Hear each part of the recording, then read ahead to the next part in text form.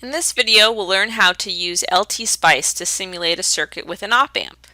Here we have a classic non-inverting op-amp design where we know that the output of the non-inverting op-amp will just be 1 plus the feedback resistance over the input resistance times the input voltage.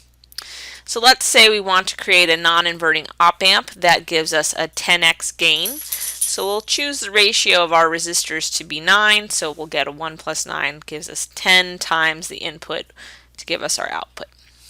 So in LTSpice, create a new schematic and we'll start adding our components. The first component to add will be the op-amp, and we'll use a generic ideal op-amp called the Universal Op-Amp 2. So choose this op-amp as the one in your design because it will behave as an ideal op-amp. There are lots of other op-amps to choose from, but we will use the Universal Op-Amp 2. Okay, plop it down in your design, hit escape, and let's add in the other components. So we need a feedback resistance, an input resistance, and we need a voltage source for the input.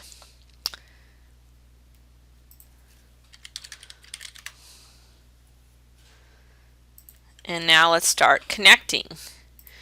So we have the output going to the feedback resistor going into the inverting input of the op-amp. We have the non-inverting input going to our voltage source, and then the inverting input going to the input resistor, and all that coming back around to ground. Okay, let's add our ground. Okay, and now let's add our values. We wanted a 10x gain, so I'll right click on this resistor, I'll make it 9 kilo ohms, and the input resistance will be 1K, so that'll give us an RF over an R1 as in this formula of 9. So when you add that to 1 you get 10. And I can choose any input I want and know that the output's going to be amplified by 10. So let's put in 1 volt and hopefully I'll get 10 volts out. So remember that an op-amp is an active element and it requires power in order for it to work. So notice we have to connect the positive rail and the negative rail of the op-amp to voltage sources. And the value of these voltage sources need to be so that way they are greater than the output we expect. So since we are expecting a 10 volt output, we need at least a positive 10 rail to get a 10 volt output. I'm going to go ahead and put in a positive 15. So I'm going to add a voltage source again for both the positive rail and the negative rail. And I will connect the positive end. Actually, let me move this so it's upside down to make it a little cleaner. I'll put the positive end to the positive side here. Similarly, I will put the positive side to the negative end for my negative rail, and I will ground both of these negative sides at the sources. Right click, this will be a positive 15, and for now, since we know we're going to get a positive output, we'll just make our negative rail 0 volts. Okay, we are ready to run the simulation. So once again, we'll go to Edit Simulation command. This is a DC analysis.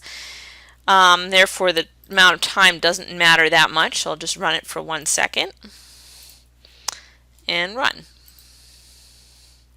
Okay, so let's first look at our voltage input. We clearly see that it is 1 volt. And let's look at the voltage output. Remember, if you just click on the node, you'll see the voltage from there to ground, which is what we're looking for. And sure enough, that is 10 volts. Let's just check with the cursors. And it's really, really close to 10 volts, 9.99 something. Alright, so we got 10 volts. Now let's try to see what would have happened if we didn't put a 15 volt positive rail here. Let's say we only put in 5 volts. So I'll put a DC value of 5 for my rail and rerun the simulation. So once again, my input is 1 volt. I'm expecting my output to be 10 volts, but my output is only 5 volts because the output can never exceed the rail voltage. Similarly, let's try putting in, closing the simulation again, an input voltage of -1 volt. Right now I have a negative rail of 0, so I'm expecting a -10 to come out here. But will I get a -10? So when I simulate run, look at my input is -1. Look at my output is 0.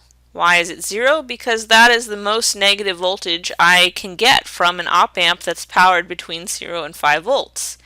So if I want to get -10 to come out, which is what I expect, I need to give it a rail of -10 or even less than that. So I'll rerun the simulation again now. Let's make this a -15 and simulate run.